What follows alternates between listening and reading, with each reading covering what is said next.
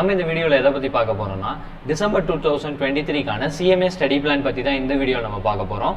So நம்மளோட exams வந்து பார்த்தீங்கன்னா டிசம்பர் 10லேருந்து டிசம்பர் 17 வரைக்கும் நடக்க போகுது. ஸோ அதுக்கான ஒரு ஸ்டடி பிளான் தான் நான் கொண்டு வந்திருக்கேன். ஸோ நான் இந்த எக்ஸாமுக்கு எப்படி ப்ரிப்பேர் ஆவேன், என்ன மாதிரி ஷெட்யூல் பண்ணுவேன் அப்படிங்கிறத நான் இங்கே கொண்டு வந்திருக்கேன். அண்ட் இந்த பிளான் வந்து உங்களுக்கு வந்து ரொம்பவே எஃபெக்டிவாக இருக்க போகுது. ஏன்னா இந்த பிளான்குள்ளேயே உங்களுக்கு வந்து ஃபர்ஸ்ட்லேருந்து படிக்கிறதுக்கும் டெஸ்ட்டு ரிவிஷன் இது எல்லாமே இன்க்ளூட் பண்ணி உங்களுக்கு வந்து ரொம்ப எஃபெக்டிவான பிளானாக இருக்க போகுது. ஸோ நான் சொல்ல இந்த பிளான் வந்து எவ்வளோ எஃபெக்டிவ்ங்கிறது உங்களுக்கே புரியும், நீங்களே புரிஞ்சுப்பீங்க. சரிங்களா? இப்போ நமக்கு வந்து இப்போ செப்டம்பர் 1லேருந்தே நீங்கள் ஸ்டார்ட் பண்ணுறதா வச்சுக்கலாம். செப்டம்பர் 1லேருந்தே ஸ்டார்ட் பண்ணாலும் நமக்கு வந்து மொத்தம் 91 டேஸ் இருக்குது.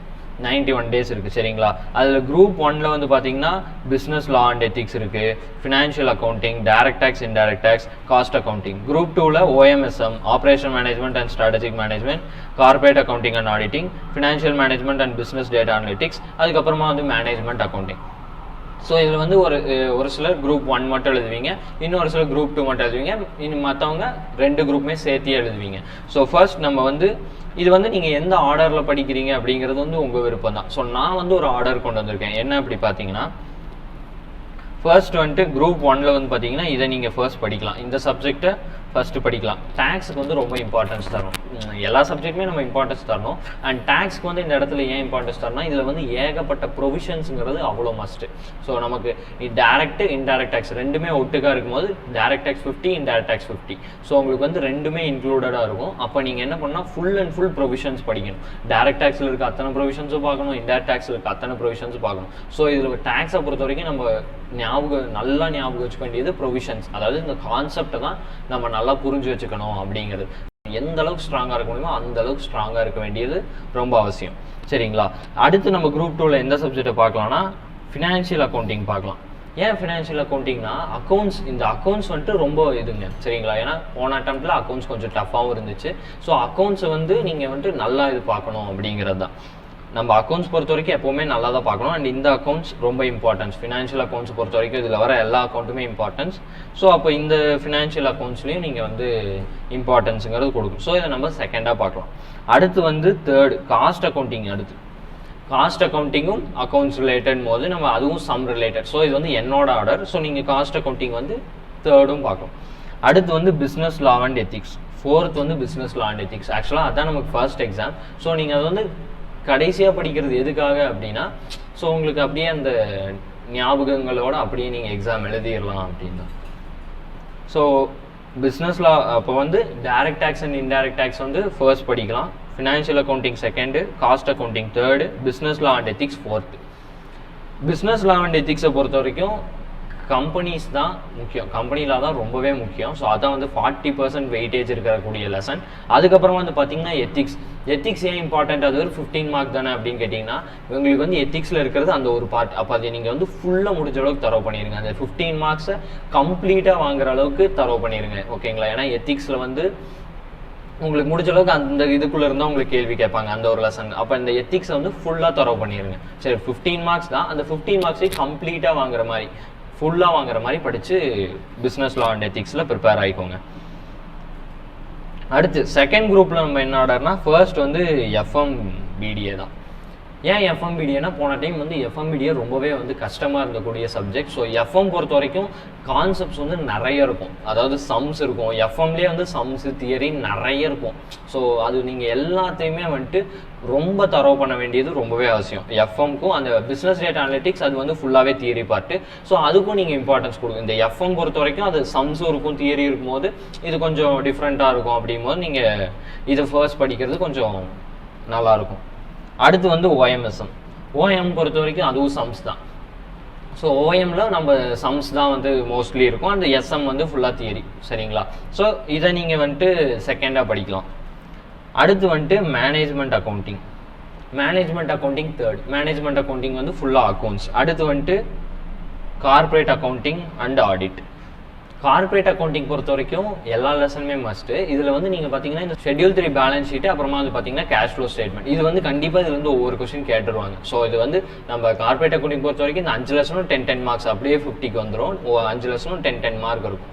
அடுத்து ஆடிட்டிங்கில் பார்த்தீங்கன்னா இந்த செகண்ட் லெசனில் வெயிட்டேஜ் ஜாஸ்தியாக இருக்கும். ஸோ இந்த செகண்ட் லெசன் வந்து நீங்கள் வந்து பயங்கரமாக தரவு பண்ணிக்க வேண்டியது இம்பார்ட்டன்ட். ஸோ நீங்கள் வந்து ரொம்ப நல்லா தரவு பண்ணிடுங்க, எல்லா லெசனுமே தரவு பண்ணுங்க. அண்ட் இந்த லெசனில் வெயிட்டேஜ் ஜாஸ்தியும் போது ஸோ நீங்கள் வந்து இதையும் நல்லா பார்க்கணும் அப்படிங்க. ஸோ இது இப்போ நான் காமிச்சிருக்கிற ஆர்டர், டிஸ்பிளே ஆகிற ஆர்டர் வந்து நான் என்னை பொறுத்த வரைக்கும் இந்த ஆர்டர் வந்து எனக்கு படித்தா ஓகேவா இருக்கும். இல்லை எனக்கு இதை வேண்டாம், எனக்கு நம்ம எக்ஸாம் நம்ம ICMA போர்டு சொன்ன அந்த டைம் டேபிள் பிரகாரமே நான் படிச்சுக்கிறேன், ஓகே. அது ஆர்டருங்கிறது உங்கள் விஷ் தான், அது நான் எதுவுமே சொல்ல. பட் ஜஸ்ட் நான் வந்து கொண்டு வந்திருக்கிற ஆர்டர் தான் இது.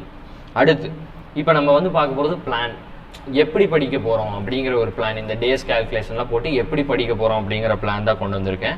இப்போ 2 குரூப்பும் படிக்கிறீங்க சரிங்களா. இப்போ நீங்கள் வந்து ஃபர்ஸ்ட் குரூப் எழுத போகிறீங்க, செகண்ட் குரூப் எழுத போகிறீங்க. உங்களுக்கு ஆக மொத்தம் இருக்கிறது வந்து 91 டேஸ் இப்போ இருக்குது. இப்போ வந்து அதாவது நீங்கள் ஒரு சப்ஜெக்ட்டுக்கு 6 டேஸ் எடுத்துக்க போகிறீங்க. என்ன 6 டேஸ், பக்கத்தில் 5+1, இந்த 5 வந்துட்டு பார்த்தீங்கன்னா இந்த 5 தான் நீங்கள் ப்ரிப்பேர் பண்ணிக்க, அதாவது அந்த ஒரு சப்ஜெக்ட்டுக்கு 5 டேஸ் சரிங்களா. ஒரு சப்ஜெக்ட்டுக்கு படிக்க போகிற 5 டே, அந்த 5 டேஸ் ஃபுல்லாக அந்த சப்ஜெக்டை மட்டும்தான் நீங்கள் படிக்கவே போகிறீங்க. அண்ட் அந்த லாஸ்ட் 1 டே வந்து பார்த்தீங்கன்னா டெஸ்ட் எழுத போகிறீங்க அதே சப்ஜெக்டை. ஸோ நீங்கள் அந்த 5 டேஸ் வந்து அதை ஃபுல்லாக தரவு பண்ண சப்ஜெக்டை 6th டே வந்துட்டு என்ன பண்ணுவீங்கன்னா டெஸ்ட்டாக எழுதுவீங்க. ஸோ அந்த சப்ஜெக்டோட டெஸ்ட் முடிஞ்சுக்கலாம். ஸோ இப்படி தான் நீங்கள் வந்து பண்ண போகிறீங்க. ஸோ உங்களோட 8 சப்ஜெக்ட்டுக்குமே மொத்தமாக ஆக போகிறது 48 நாள். இதில் நீங்கள் 48 டேஸுங்கிறது படிச்சே முடிச்சிடலாம். இந்த 8 சப்ஜெக்ட்டும், அதுவும் ஈச் சப்ஜெக்ட்டுக்கு ஒவ்வொரு டெஸ்ட்டும் எழுதி முடிச்சிடலாம். அப்புறம் ரிமைனிங் டேஸ் என்ன இருக்குது, 43 டேஸ் இருக்குது நமக்கு. பாக்கி வந்து பார்த்தீங்கன்னா 43 டேஸ் இருக்குது. அதில் 3 டேஸ் என்ன அப்படின்னா, ஒருவேளை அந்த 6 டேஸில் என்னால் ஏதாவது ஒரு சில கான்செப்ட் படிக்க முடியல, ஒரு கான்செப்ட் என்னால் முடிக்க முடியல அப்படிங்கிற பட்சத்தில் அந்த கான்செப்டை நீங்கள் அப்படியே நிறுத்திடுங்க. அப்படியே நிறுத்திட்டு 6 டே அந்த, அதாவது இப்போ நான் இப்போ எக்ஸாம்பிளுக்கு சொல்கிறேன். இப்போ நான் வந்துட்டு லா படிச்சுட்டு இருக்கேன், லா இது ஃபுல்லாக கம்ப்ளீட் பண்ண பார்க்குறேன் 6 டேஸில். ஆனால் என்னால் கம்பெனி லாவில் மட்டும் கொஞ்சம் முடிக்க முடியல. அப்போ என்ன பண்ணணும்னா, எதோ முடிச்சிருக்கீங்களோ அதோட நிறுத்திட்டு எதை படிச்சிருக்கீங்களோ அதோட டெஸ்ட் எழுதிடுங்க. அந்த விட்டுருப்பீங்க பார்த்தீங்களா கான்செப்ட், ஸோ அந்த பேலன்ஸ் விட்டுருக்கிற கான்செப்டை இந்த 3 டேஸில் நீங்கள் கவர் பண்ணுங்க அப்படிங்கிறத இந்த 3 டேஸ் ஓகேவா. அதாவது இந்த 40 டேஸ்ல முடிஞ்ச அளவுக்கு எல்லா சப்ஜெக்டையும் கவர் பண்ண பாருங்க, இன்க்ளூடிங் த டெஸ்ட்டும் முடிச்சிருங்க. அப்புறமா இந்த 3 டேஸ்ல ஏதாவது நம்ம விட்டுருந்தோம், ஏதாவது படிக்க முடியல, டைம் பத்தல அப்படிங்கிற பட்சத்துல இந்த 3 டேஸ்ல அதை கம்ப்ளீட் பண்ணிருங்க. அப்புறமா 40 டேஸ் கரெக்டா வேணுங்க. 40 டேஸ் வந்து கம்பல்சரியா வேணும் இந்த 3. எதுக்காகனா நீங்க வந்து 5 டெஸ்ட் எழுத போறீங்க. 5 டெஸ்ட் சரிங்களா.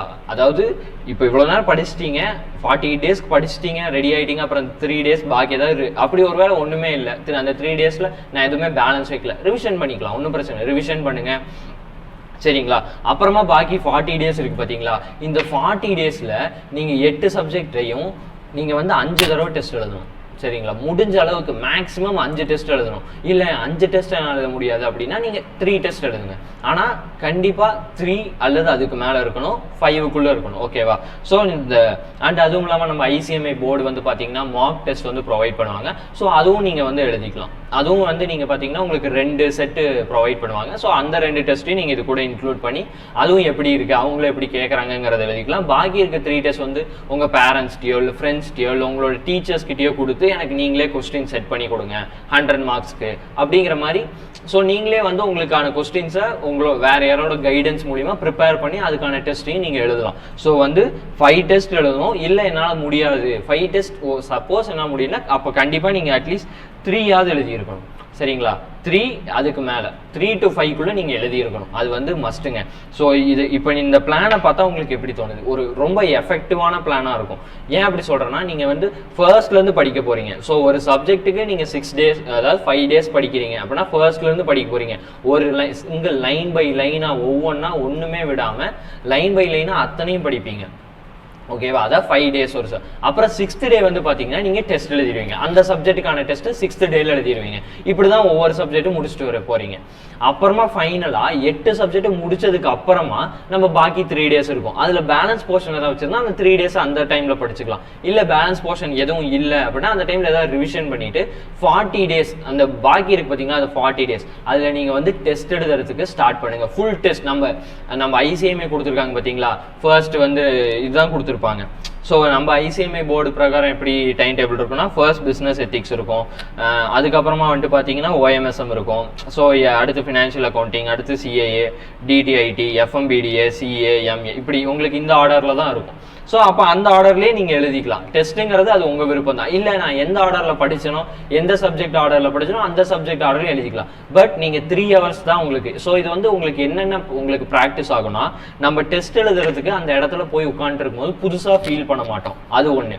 அதுக்கப்புறமா வந்து டைம் மேனேஜ்மெண்ட் நீங்கள் இதுலேயே கற்றுக்குவீங்க. ஸோ உங்களுக்கு 5 டெஸ்ட் இருக்குது. 5 டெஸ்ட் நீங்கள் ஃபர்ஸ்ட் டெஸ்ட்டில் உங்களால் முடிக்க முடியல, விட்டுருங்க. நீங்கள் ஒன்று 3 hours தாண்டியில் எழுதவே வேண்டாம். 3 hours ஸ்டாப் பண்ணிடுங்க. முடிக்க முடிஞ்சா முடிச்சிருங்க, இல்லைன்னா நிறுத்திடுங்க. எவ்வளோ முடிக்க முடிஞ்சோ அதோட நிறுத்திடுங்க. நிறுத்திட்டு அடுத்த டெஸ்ட்டில் இன்னும் அப்போ இதுக்கு இந்த 10ல் போல அப்படின்னு சொல்லி நீங்கள் இன்னும் டைம் மேனேஜ்மெண்ட்ங்கிறது கரெக்டாக பண்ணி ப்ராப்பராக பண்ணுங்கள். ஸோ 5 டெஸ்ட்டில் உங்களுக்கு டைம் மேனேஜ்மெண்ட்டுங்கிறது அவ்வளோ பெஸ்ட்டாக உங்களுக்கே தெரிஞ்சிடும். ஓகே, இந்த கொஸ்டினுக்கு நம்ம இவ்வளோ நேரம் தான் எடுத்துக்கணுங்கிறத நீங்களே வந்து ஜட்ஜ் பண்ணிக்குவீங்க. ஸோ அதுக்காக இது வந்து ரொம்பவே யூஸ்ஃபுல்லாக இருக்கும். அதுக்கப்புறமா பாக்கி நமக்கு 9 days, அதாவது இந்த 91 daysங்கிறது நவம்பர் வரைக்கும் தான். டிசம்பர் 1லேருந்து 9 வரைக்கும் 9 days இருக்கும். ஸோ அந்த 9 days நீங்கள் வந்து ஒவ்வொரு நாளைக்கு ஒவ்வொரு சப்ஜெக்டை ரிவிஷன் பண்ணிட்டு நீட்டாக போய் எழுதிடலாம். கண்டிப்பாக வந்து நீங்கள் பாஸ் மட்டும்தான் ஆவீங்க. ஏன்னா இது வந்து ஒரு நல்ல வந்து எஃபெக்டிவான பிளான். இந்த பிளானை நீங்கள் வந்து எப்படி சொல்கிறது, நல்லா ஃபாலோ பண்ணீங்கன்னா கண்டிப்பாக இது வந்து உங்களுக்கு வந்து அவ்வளோ எஃபெக்டிவாக இருக்கும். அதில் வந்து எந்த வித டவுட்டுமே கிடையாது. அண்ட் இந்த பாக்கி இருக்க 9 daysல நீங்கள் வந்து ரிவிஷன் பண்ணிவிட்டு 10th நீங்கள் வந்து உங்களோட எக்ஸாம்ஸை ரொம்ப ஸ்ட்ரெஸ் இல்லாமல் ரொம்ப காமாக பொலைட்டாக உங்களால் எழுத முடியும். சரிங்களா? அடுத்து ஒரு குரூப் தான் படிக்கிறீங்க அப்படிங்கிற பட்சத்தில் உங்களுக்கு எப்படி இருக்குன்னா, ஈச் சப்ஜெக்ட் 11 days எடுத்துக்கோங்க. ஒரு சப்ஜெக்ட்டுக்கு 11 days எடுத்துக்க போகிறீங்க. அதாவது அதே மாதிரி தான் 10 days ஒரு சப்ஜெக்ட் படிக்க போறீங்க. அண்ட் 11th day வந்து நீங்க டெஸ்ட் எழுத போறீங்க. ஆஸ் யூஷுவல் நான் அதுக்கு சொன்ன மாதிரி தான், அங்க 6 days, இங்க வந்து 11 days. அதாவது 10 days நீங்க ஒரு சப்ஜெக்ட்க்கு அதுக்காக ப்ரிப்பேர் பண்ண போறீங்க. அண்ட் 11th day வந்து நீங்க டெஸ்ட் எழுதுவீங்க. ஸோ சேம் தான். அப்போ 4 சப்ஜெக்ட் பார்த்தீங்கன்னா உங்களுக்கு 44 days இருக்கும். பாக்கி வந்து 47 days. ஸோ அதுலேயும் அந்த 7 days இருக்கிற ரிமைனிங் வந்துட்டு என்னன்னா, நீங்கள் இதுக்கு முன்னாடி ஏதாவது டாபிக் விட்டுருந்தேன், ஏதாவது டாபிக் படிக்கல, அதெல்லாம் வந்து நீங்கள் இந்த 7 daysல கவர் பண்ண போகிறீங்க. இல்லை எதுவும் இல்லைன்னா ஜஸ்ட் ரிவிஷன் பண்ணுங்கள். அப்புறம் 40 days நீங்களும் 5 டெஸ்ட் எழுத போகிறீங்க. சரிங்களா? 2 குரூப் படிக்கிறவங்க மட்டும் இல்லை, ஒரு குரூப் படிக்கிறவங்களும் 5 டெஸ்ட் எழுதணும். ஸோ எதுக்காக அப்படிங்கிறத நான் முன்னையே சொல்லிட்டேன். டைம் மேனேஜ்மெண்ட்டுக்கு யூஸ்ஃபுல்லாக இருக்கும். அப்புறம் உங்களுக்கு வந்து மொதல் தடவை தான் டெஸ்ட், அதாவது மொதல் தடவை எழுதுறவங்களுக்கு ரொம்ப வந்து ஸ்ட்ரெஸ்டாக இருக்கும். எப்படி நம்ம ஆன்சர் பண்ணுறது அப்படிங்கிற அந்த ஒரு ஸ்ட்ரெஸ்லேயே நம்ம வந்து ரொம்ப அந்த ஸ்ட்ரெஸ்லேயே நம்ம மறக்கிறதுக்கான சான்சஸ் இருக்குது. ஸோ அதெல்லாம் வந்து நீங்கள் அதுலேருந்து ரிலீவ் ஆகிறதுக்கு தான் இந்த பிளான் நான் சொல்கிறேன். அப்போ நீங்கள் 5 டெஸ்ட்டு கிட்டத்தட்ட நம்ம எக்ஸாம் ஹால் நடக்கிற மாதிரி தான். பார்த்தெல்லாம் எழுதாதீங்க. ஏன்னா நீங்களே செல்ஃப் இது பண்ணிக்க போகிறீங்க. சரிங்களா? செல்ஃப் கண்ட்ரோலுங்கிறது கண்டிப்பாக இருக்கணும். ஜஸ்ட் நம்ம டெஸ்ட்டான நம்ம பாட்டிக்கு பார்த்தோம்னா அது வந்து யூஸே இல்லை. இந்த பிளானோட எஃபெக்டிவ்னஸ் ஒர்க் அவுட் ஆகாது. ஸோ நீங்கள் எந்த அளவுக்கு இது வந்து கிட்டத்தட்ட எக்ஸாம் மாதிரி ரெடி பண்ணுறீங்களோ அந்த அளவுக்கு தான் உங்களுக்கு யூஸ்ஃபுல்லாக இருக்கும். ஓகேங்களா? அப்போது நீங்களும் பாக்கி உங்களுக்கு 40 days இருக்கும், 5 டெஸ்ட் எழுத போகிறீங்க. ஆஸ் யூஷுவல் சிஎம்ஏ பிளான் தான். உங்களுக்கு வந்து எப்படி இருக்குன்னா, ஒரு நாள் விட்டு ஒரு நாளுங்கிறது தான் இருக்கும். ஸோ ஒரு குரூப் எழுதுறவங்களுக்கு 1 day விட்டு 1 day. ஸோ அதே டைம் டேபிள் படி நீங்கள் எழுதுங்க. 1 day விட்டு 1 day நீங்கள் எக்ஸாம் எழுதுனா போதும். சரிங்களா? அப்புறம் பாக்கி இருக்க 9 days, அதாவது டிசம்பர் 1 to 9 ரிவிஷன். ஸோ இந்த பிளானை நீங்கள் வந்து எந்த அளவுக்கு எஃபெக்டிவாக யூஸ் பண்ணணும்னா, தயவு செஞ்சு பார்த்து எழுதுறதோ இல்லை ஜஸ்ட் ஒரு டைம் அது மட்டும் நீங்கள் பண்ணவே பண்ணாதீங்க.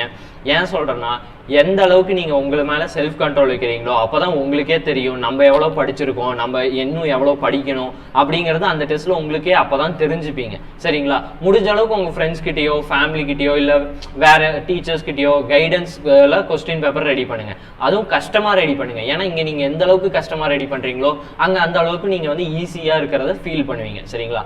அண்ட் அதே மாதிரி இன்னொரு விஷயம் என்னென்னா, நம்ம எக்ஸாம் நம்ம என்னதான் வந்து இவ்வளோ ப்ரிப்பேர் பண்ணிட்டோம். சரிங்களா? இந்த பிளான் படி நம்ம வந்து ஃபுல்லாக படித்து எல்லாமே ப்ரிப்பேர் பண்ணிட்டோம். அப்படியே நீங்கள் வந்து நினச்சிருந்தாலும் நீங்கள் வந்துட்டு அதை ஓவர் கான்ஃபிடென்ஸாக எடுத்துக்கவே கூடாது. அதாவது நம்ம தான் இவ்வளோ படிச்சிட்டோமே, இத்தனை டெஸ்ட் எழுதிட்டோம், நமக்கு என்ன அப்படின்னு அந்த அசால்ட்டை மட்டும் தயவு செஞ்சு மைண்ட் செட்டாக வச்சுக்காதீங்க. நம்ம படிச்சிருக்கோம், ஆனால் இது பத்தாது, இன்னும் படிக்கணும் அப்படிங்கிற ஒரு மைண்ட் செட்டில் இருந்துக்கோங்க. அதாவது அந்த மைண்ட் செட்டை ஃபிக்ஸ் பண்ணிக்கோங்க. நமக்கு வந்து இந்த அளவுக்கு தான் படிச்சிருக்கோம், அப்போ இன்னும் கொஞ்சம் படிக்கணும் அப்படிங்கிற மைண்ட் செட். அதை வந்து ஓவர் கான்ஃபிடென்ஸாக வச்சுக்க வேண்டாம் தான் நான் சொல்கிறேன். ஓவர் கான்ஃபிடென்ஸ், ஏன்னா நம்ம வந்து பயந்தாலும் சரி, ஓவர் கான்ஃபிடென்ஸாக இருந்தாலும் சரி, குழப்பறதுக்கும் மறக்கிறதுக்கும் நிறைய வாய்ப்பு இருக்குது. ஸோ இது ரெண்டுத்தையுமே அவாய்ட் பண்ண பாருங்கள்.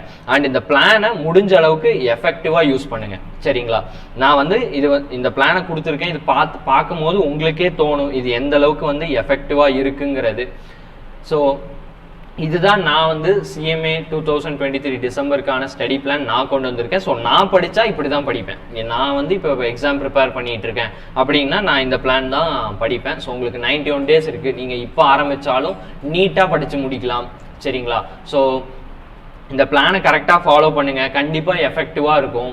And thank you. அண்ட் இந்த மாதிரி இன்ட்ரெஸ்டிங்கான வீடியோஸ் பார்க்க நம்ம சேனலை சப்ஸ்கிரைப் பண்ணிக்கோங்க. உங்களோட CMA படிக்கிற ஃப்ரெண்ட்ஸ்க்கும் ஷேர் பண்ணுங்கள். அண்ட் இந்த வீடியோ பிடிச்சிருந்துச்சுன்னா லைக் பண்ணிக்கோங்க. தேங்க்யூ.